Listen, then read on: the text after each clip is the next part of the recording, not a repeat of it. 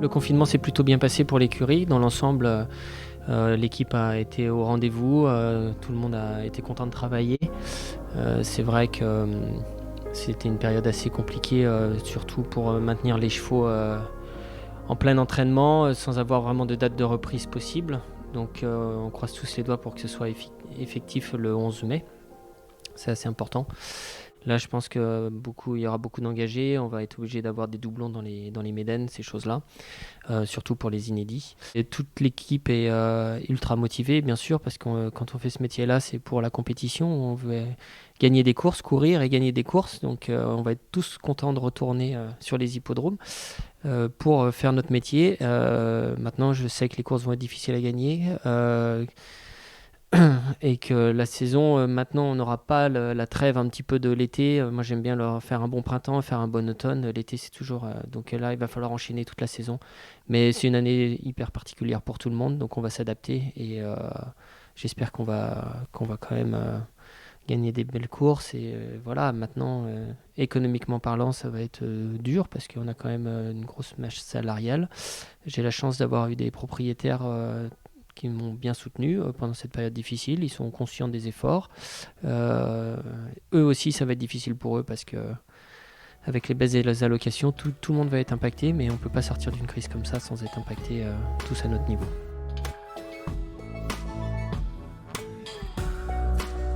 Dans l'ensemble, si je veux vous parler de cas un petit peu plus précis, on a Simona qui est la gagnante du prix Esbury, qui est vraiment en grande forme. Elle va recourir le prix Harcourt dès la rentrée le 11 mai à Longchamp, mais je suis très content de l'état physique de la pouliche, tout va bien.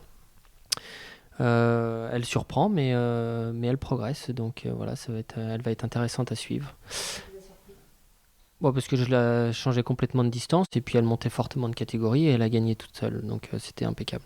Voilà. Ensuite, on a Emoji qui a gagné le prix La Camargo, qui est magnifique d'état. La jument est très bien. Elle va avoir un engagement dans le prix de la Grotte et aussi dans le prix Vento. Ça va dépendre. Je pense que 1600 mètres terrain rapide, ça va être sûrement un peu trop vite pour elle. Donc je vais peut-être m'orienter plutôt sur le Vento, mais ça, je vais décider au dernier moment. Mais elle est en grande forme, tout va très bien. American Apple, qui avait couru une listade à Deauville.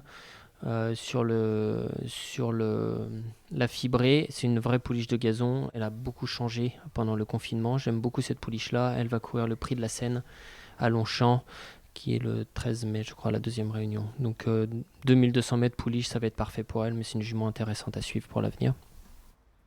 Wasmia, une bonne pouliche, je l'avais couru dans le prix de la Forêt. Elle court pas si mal, même si elle était non placée. Elle va faire sa rentrée le 11 mai dans la listade 1400 mètres femelle à Longchamp. C'est une jument qui va être intéressante à suivre parce que je pense qu'elle a vraiment de la qualité. 1400 mètres, c'est vraiment sa distance. Donc un très bon engagement pour elle. Il y aura du monde, bien sûr, ça va être dur, mais c'est une jument que j'aime bien, qui va être plaisante cette année. J'ai récupéré un cheval qui s'appelle Plumatique. Alors lui, il est un peu dans le cas des chevaux qui n'ont pas de course idéale pour faire une rentrée. Donc il va être prêt à faire une rentrée dans le prix d'Harcourt, mais il va changer de distance. C'est pas idéal. C'est sûrement un cheval qu'il faut voir courir au début à la reprise. Et puis voilà, quand je vais me le mettre bien en tête et qu'il aura une bonne opportunité, il fera mouche. Mais là, tout de suite, ça va être un peu compliqué pour lui à la reprise des courses. Watch Me est revenue à l'entraînement. Elle est extra. Maintenant, ce sera plus une pouliche pour l'été avec le prix Rothschild, le prix Jean Romanet ou l'Ispahan. On va voir, mais je suis content de son état. Elle est heureuse d'être ici. Concernant les chevaux de handicap, j'ai des vieux chevaux qui peuvent être intéressants à suivre. Maximum Aurelius qui va courir le quintet de début de semaine à Saint-Cloud, je crois, c'est 1600 mètres pour les vieux chevaux. C'est un cheval, il est un petit peu en valeur, mais sur une piste un peu souple, il peut bien courir, il est en grande forme. Gaius avait déçu dans le quintet à Saint-Cloud, mais il avait vraiment besoin de courir, c'est un gros cheval. Lui, il va courir un quintet de 1000 mètres la première semaine. Et il va gagner un quintet cette année, ce cheval-là, c'est sûr.